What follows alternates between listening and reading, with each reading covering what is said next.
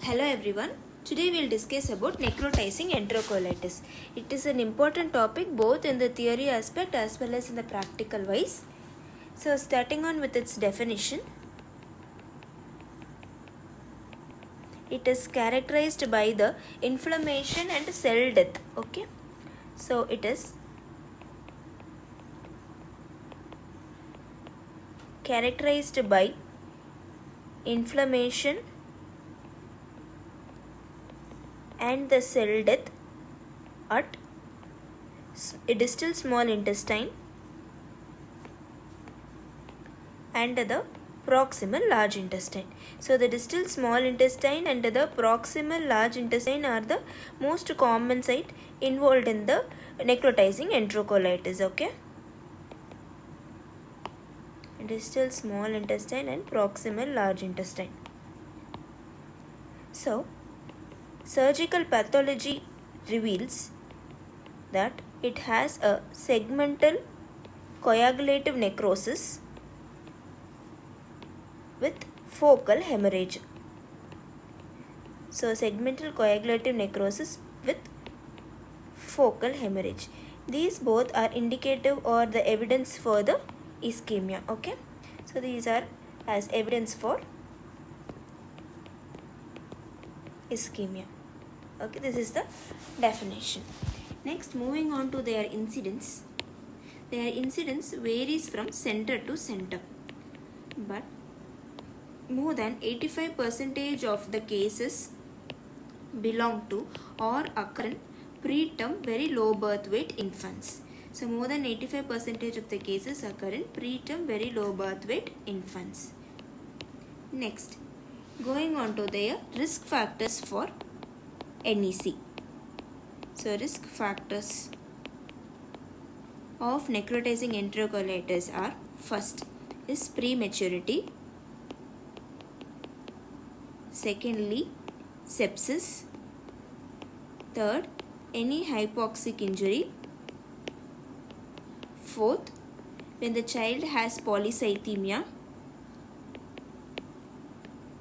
fifth when there is any umbilical arterial catheterization,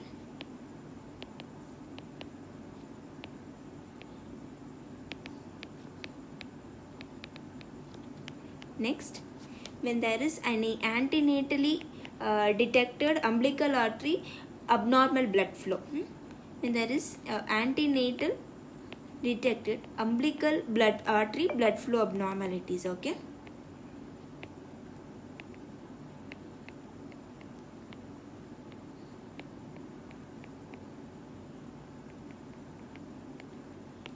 Next, when you use a broad spectrum antibiotics for a longer time.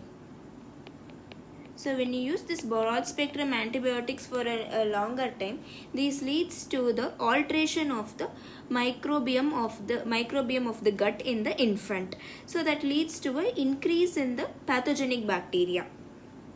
Next, when you transfuse the infant, that is a hypovolemic infant, with a PRBC, due to autoregulation, it can lead to a transfusion related acute gut injury. It can cause transfusion related acute gut injury. Okay.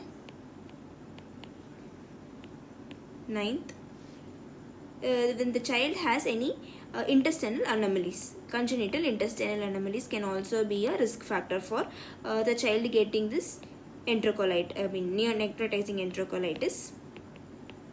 10th, when you give start on with a formula feed instead of the breast milk. So these are the 10 risk factors for necrotizing enterocolitis. So when you have a risk factor, you will also have a protective factor.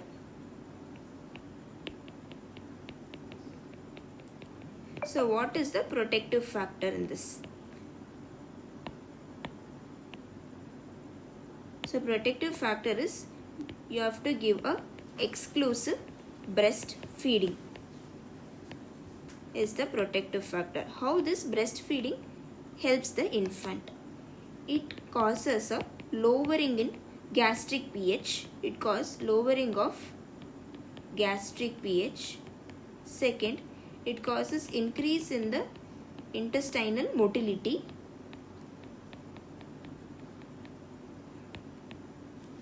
Third, it can decrease the epithelial permeability.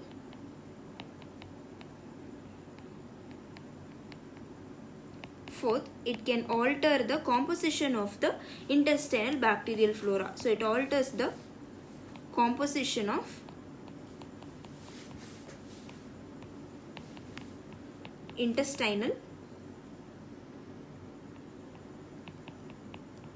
flora, that is leading on to an increase in the good bacterial flora. So good bacteria will get increased when you give this exclusive breastfeeding. So these are the this is the one and only protective factor against the necrotizing enterocolitis in the infants. Next we'll go on to the pathogenesis of this. So pathogenesis of this NEC is a multifactorial and a complex one. It is a multifactorial and a complex one. It is nothing but an interaction between three main things. So it is an interaction between,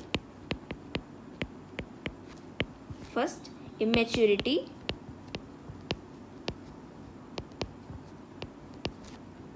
second, mucosal injury, third, it is bacterial dysbiosis. So it is an interaction between immaturity, mucosal injury and bacterial dysbiosis. So we'll see the pathogenesis of this in a flowchart format. You have a preterm baby. He or she goes in for hypovolemia with shock. The reasons for this hypovolemia with shock can be due to low cardiac output, or it can be due to a hypothermia, or when the child has sepsis, or when you give an exchange transfusion or a normal transfusion with packed red blood cells going in for reactions, or when the child has polycythemia. So these can be the reason, one of the reason to child to get a hypovolemia. When the child gets hypovolemia, it in turn goes in for diving reflex. Okay. This causes a mesenteric. So this causes mesenteric vasospasm.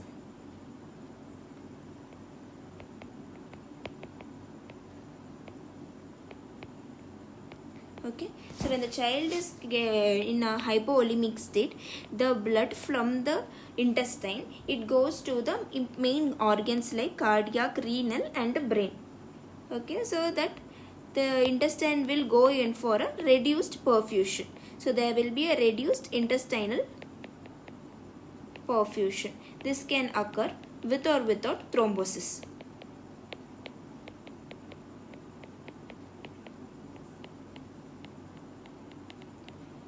This in turn leads to a dysregulated inflammatory response.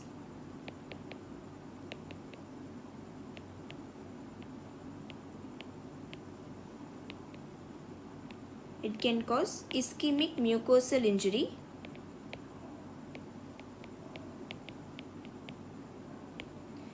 and it can also cause direct mucosal injury. Okay. Supposing if it is a term child or a preterm child, any child with a perinatal hypoxia.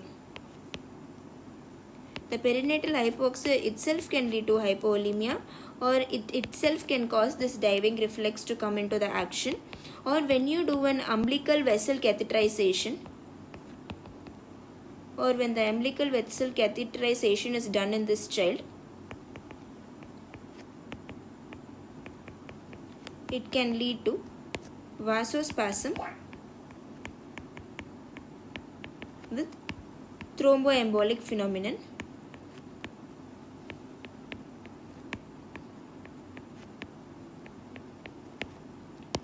This itself leads a track for a bacterial invasion. So this can cause bacterial invasion and translocation. This bacteria in turn produces toxins like neuraminidase.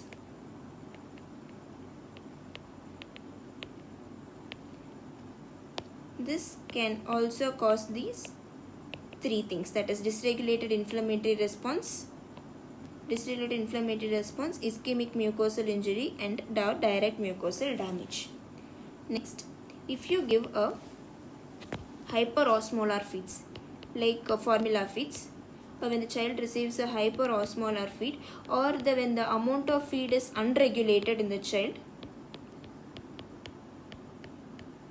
these can cause this dysregulated inflammatory response, ischemic mucosal injury, or direct mucosal damage can occur.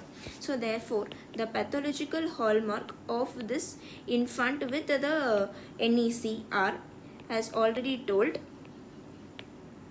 one is coagulative necrosis,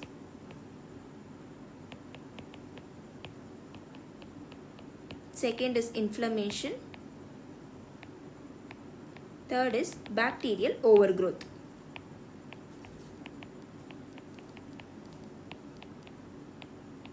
So this is the pathogenesis of a child with necrotizing enterocolitis. Next we will see the clinical features of this child. So the child can present with a rapidly progressive course. The child can present either with a rapid progressive with fulminancy,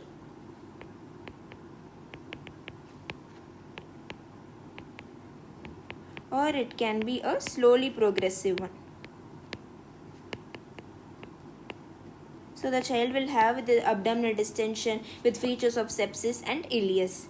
So here the child will present with the abdominal signs. So these will be the predominant one. So the child will have abdominal distension with a child can also present with tenderness, abdominal tenderness, with increased gastric aspirates. The child will have vomiting, blood in stools,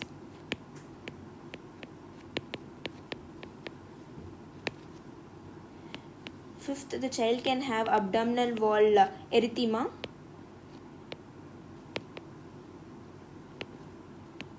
and it can also present with ascites. This abdominal signs will be predominant in these children. They can also have the systemic signs such as increased episodes of apnea and bradycardia will be present. So there can be increased episodes of apnea and bradycardia. Temperature instability will be present. The child will be lethargic with decreased peripheral perfusion. Okay, these are the clinical features of a child with NEC. Okay, next we'll go into the lab features of this. In lab investigations, the main triad of this NEC is, one is severe refractory hyponatremia. It is severe refractory hyponatremia. Another one, it can be a persistent metabolic acidosis.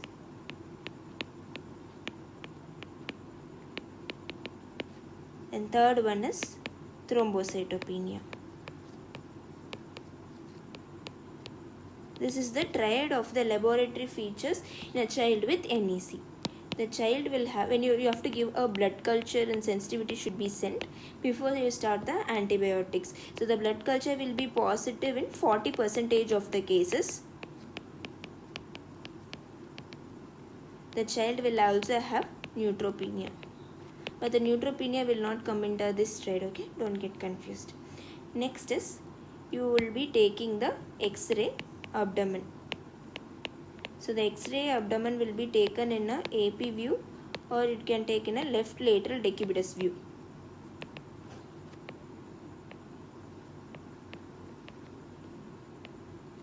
So what are the X-ray features of a child with NEC? 1. First, the child will have a bowel wall edema. I'll show you the images. A child can have Necrotising intestinalis.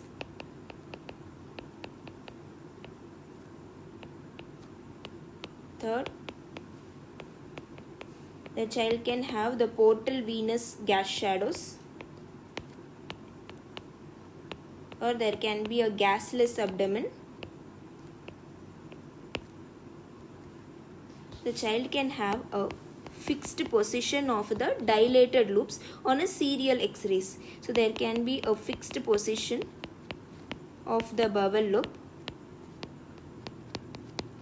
on the serial X-rays. So the interval in which you take these X-rays depend upon the severity of the child. So there can be a same appearance, that is the fixed position of these dilated loops over 24 hours. So this is taken in the interval of 6 to 24 hours, the X-rays. Okay. Then next we can see the staging of this NEC. So the staging of this NEC is called modified Bell staging.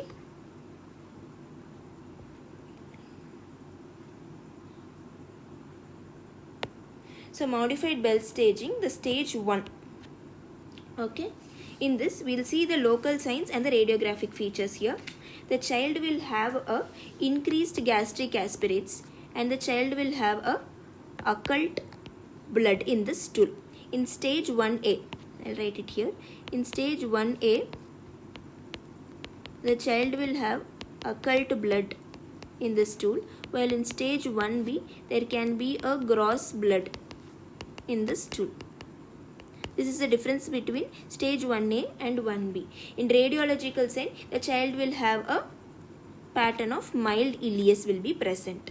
In stage 2A, the child will be having, that is a definite feature of NEC. The child will have a gross bloody stools, that is same as in the stage 1, plus the child will have, main thing here is absent bowel zones. So the child will present with a absent bowel zones, and prominent abdominal distension will be present. Along with this, the child can also have abdominal tenderness will also be present in this. So in this stage, in the stage 2A, the X-ray finding, the child will have the Necrotising intestinalis. So I'll show you the image. This is Necrotising intestinalis. Here. Okay, this is Necrotising intestinalis. Next, coming on to the stage 2B. In stage 2B, the stage 2A features, plus the child will have a abdominal wall edema with palpable loops. So the child will have abdominal wall edema along with the features of stage 2A. Okay. In the stage 2B, the child will have a prominent or a definite ascites will be, there will be a prominent or definite ascites will be present in this child. That is the X-ray finding in stage 2B.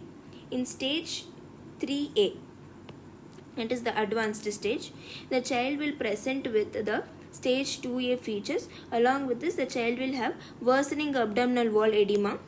This worsening abdominal wall edema, and there can be a signs of generalized peritonitis can also be present. So there can be a sign of generalized peritonitis.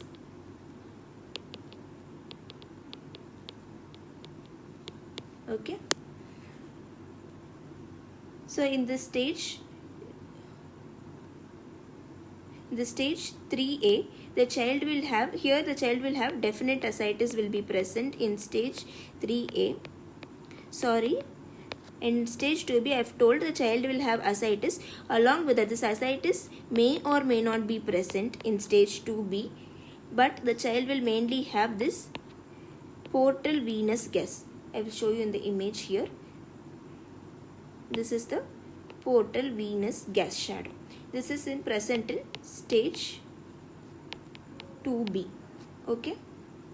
In stage 3A, mainly it is ascites will be present. Okay. In 3B, the child will have the X-ray findings, the stage 2B findings, plus the child will have pneumoperitoneum will be present in stage 3B. So these are the staging, that is modified Bell staging in NEC. So to come to a short, I'll write it to you once again. So in stage 1A, the child will have occult blood in the stools. In stage 1B, the child will have gross blood. The radiological feature will be, the child will have normal or a mild ileus will be present. In 2A, the child will mainly have this one plus absent bowel sounds.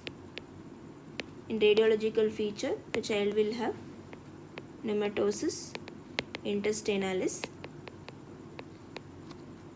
In stage 2B, the child will have features from the stage 2A plus abdominal wall edema.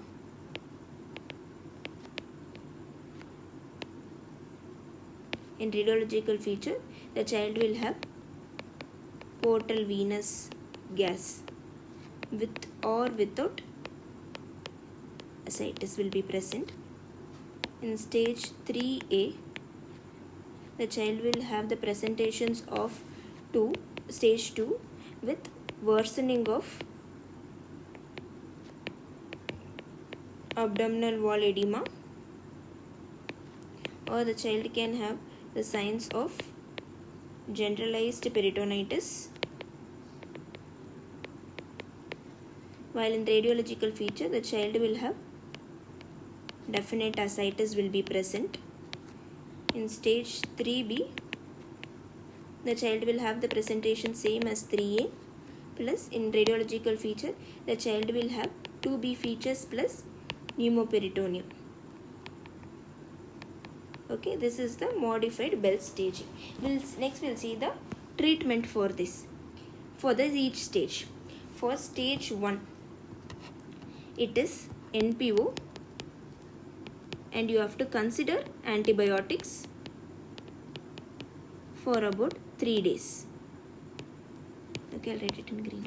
So NPO with antibiotics for 3 days. That is nilperoral with antibiotics for 3 days for stage 1. For stage 2A, it is NPO with antibiotics for about 7 to 10 days. And for stage 2B, the child will be nilperoral with antibiotics for about 14 days. In stage 3A, the child may require fluids with inotropic support and assisted ventilation may be required here. And then stage 3B also the same, the support will be required. Along with that, the child will go in for surgical intervention. So, what are the definitive indications for the surgical intervention? Okay, I'll show you the definitive or absolute indication for surgery. So the absolute indication for surgery, one is pneumoperitoneum, second is when there is a presence of necrotic bowel. How will you know there is a presence of a necrotic bowel in that child? So when the child has a severe and persistent metabolic acidosis, along with this the child may have thrombocytopenia, that is severe and persistent metabolic acidosis with or without thrombocytopenia. Along with this, the child will have a fixed loop, that is I have already told first. The child have a persistent fixed loop of bowel on serial x-rays. So when they have a lack of response to medical management. So these are the definitive indications for surgery. So the medical management is mainly nilperoral with the, if you start on with antibiotics, and you have to give all the supportive management, like you have to correct hypovolemia, hypoglycemia, metabolic acidosis, hypocalcemia. Everything should be monitored and corrected. Serial x-rays and abdominal girth monitoring is also important in a child with necrotizing enterocolitis. So this is about NNEC. So thank you. Please like, share and subscribe our YouTube channel. Let's all learn pediatric together. Thank you.